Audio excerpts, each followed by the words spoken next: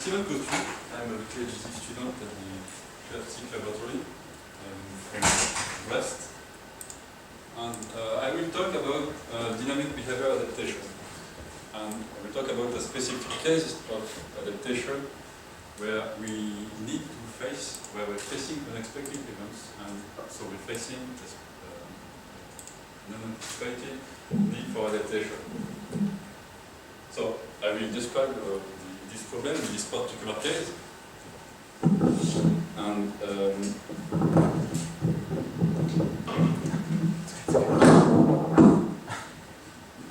And I will describe our proposition, which is LUB.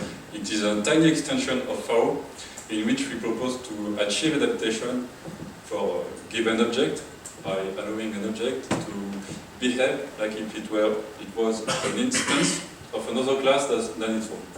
So I take a small example for describing the problem.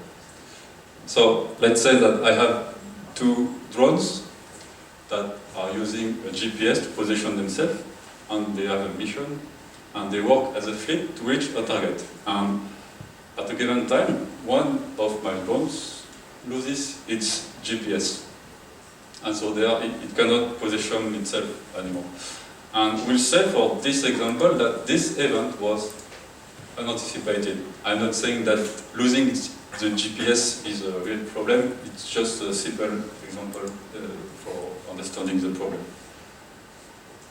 So unanticipated means that we didn't think that this could happen. So we didn't think that we could lose our GPS and that the fleet would not be able to continue its mission. And so the behavior we will need at this time will not be present in the software of these drones. So I could have an idea after I see that I have a problem because I did not anticipate it. So for example, I could say, well, as my drones are working together anyway, I could share their GPS so they could continue their mission. But the problem is, as it is unanticipated, even though I have this idea afterwards, I cannot adapt. I need to adapt the behavior. So this is my problem. This is how can I face unanticipated behavior adaptation at one time when I face such events. But at least I will need to face the one thing, to anticipate one thing.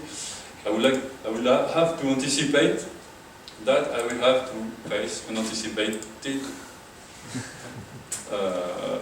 events. So what people do usually, as far as I know, that they build frameworks or tools on top of their technologies to support such unanticipated software adaptation.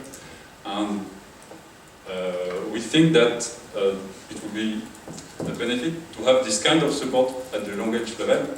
So first we will not need to depend on the frameworks because we will have this possibility in the language, and we will not have even to anticipate this unanticipated thing because it would just be a possibility in the language. But if we do that, we do not want to modify, to change the language too much. For example, if we are talking about FAO because we implemented our solution with FAO, we do not want to change the way we think.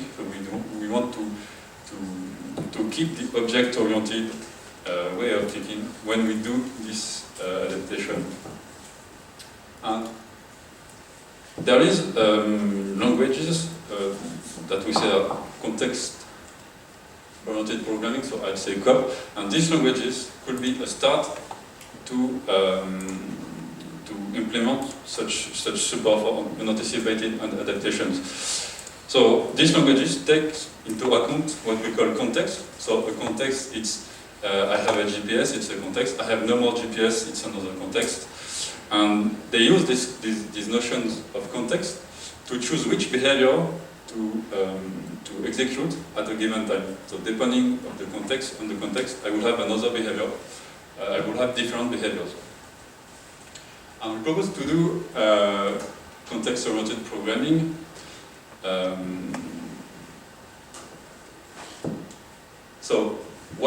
what do we want to adapt? We want to adapt objects.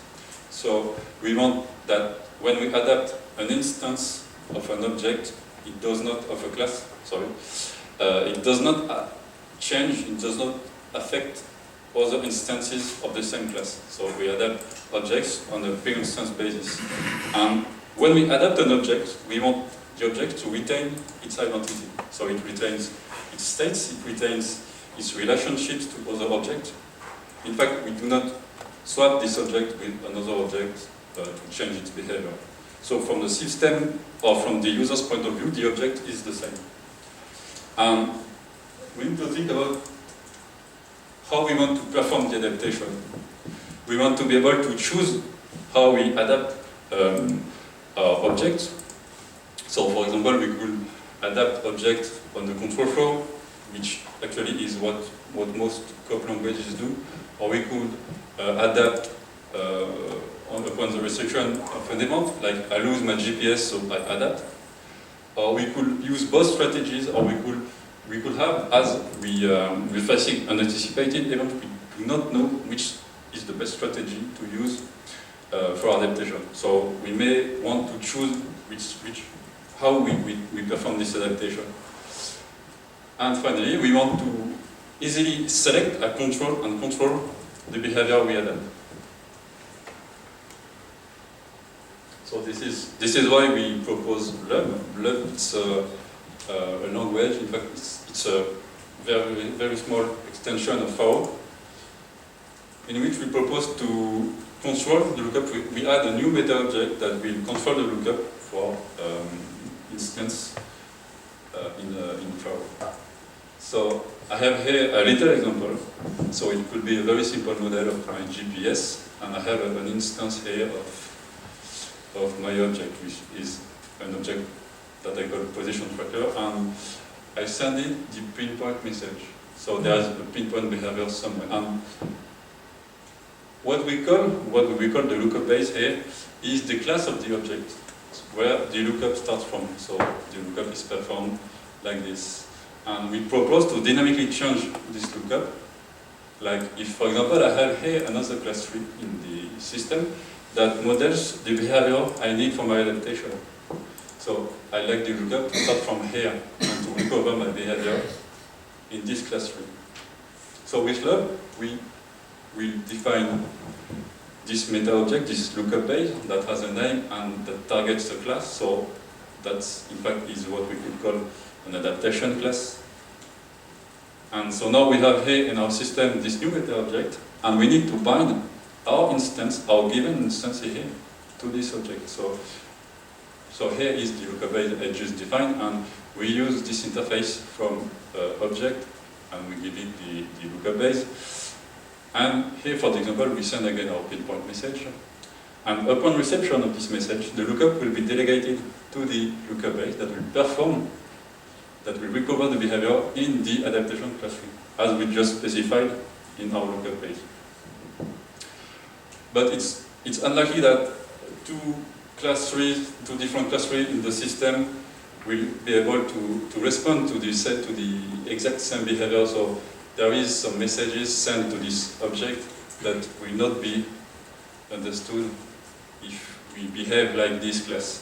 So sometimes we will have does not understand exception, which means that our behavior adaptation has failed. And so in this case, the lookup base still has control over the lookup, and it starts again the lookup in the original class tree. So what we do here is we adapt some of the behavior. Every behavior we can adapt is adapted, and the one that cannot be adapted is the original behavior of the object. But there's two problems. First problem is that we are adapting everything we can. And when we say we want to select behavior, we adapt. Here we select nothing. We're just adapting if it's possible. And we may want to adapt just a small part of the behavior of this object. And the second problem is that every behavior that cannot be adapted raises does not understand method exception. So that is the question: how do we select our behavior? We define again a new lookup base. Still has a name, an adaptation class, And now we specify a list of behavior we want to adapt. And this is the only behavior that should be adapted depending on the current context. So I send two messages this time. My behavior I want to adapt, and another message that does whatever. It's just that this message is not supposed to be adapted. And so now, when we receive a message, so the lookup base will know that the pinpoint behavior will have to be adapted, and the position behavior will not have to be adapted, so that we do not fail into this, does not understand the state because we cannot understand this behavior. And in the other case, we have been able to select exactly which behavior we want to adapt. So, what we just do is adding this meta object that controls the lookup to perform adaptation. And we think that this responds to our four constraints here. So we've seen that we adapt just a particular object because it's just a binding to a meta object. So we do not affect every instance of its class. And that obviously it preserves its identity because it's just an object that did not change and has a new link, a binding to a new meta object. As we saw here, this is how we configure an adaptation. So it's just a matter of calling an interface from object so that we can build our strategies freely. And we just saw how we select the exact behavior we want to adapt. So this is a start that we think that could bring support to here to FAO to handle an anticipated behavior adaptation. But there's issue, of course. The first one is when we grab behavior and states from another class read and our own, we have to initialize these states. Because here, my first example, I'm saying here that I want to use the pinpoint behavior for this class read. And if I look in, this is the behavior that is adapted, and that is defined, for example, in this class. And if I look into it, we see that this method delegates the pinpoint behavior to what is obviously an instance variable defined in this class and not in this one. So this object has no idea of what this is. And it has to be first initialized, otherwise it will just not work. And it has to be initialized, and the states of this variable has to be consistent with the current context, because we perform adaptation because we change our context. And this is a question: how can we initialize some other states we grab and make this initialization consistent with our current context? So that's a problem, and that raises another question. When we perform an adaptation, how can we tell that our lookup will succeed or if it will fail in this new context? How can we bring some safety to this kind of adaptation? Well, that's not really a problem. We are also looking for real use cases or maybe robot-like devices that could run on FAO to experiment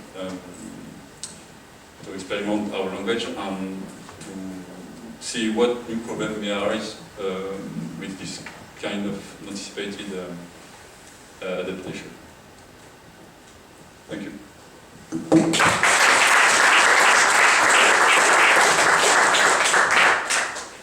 We have time for questions. What about performance?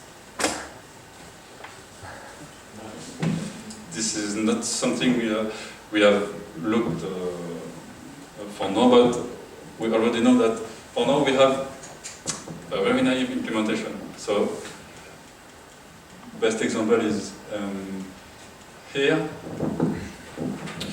When we do that first, the message is verified here. So there is, of course, some problem of performance, and no, not this case, this one.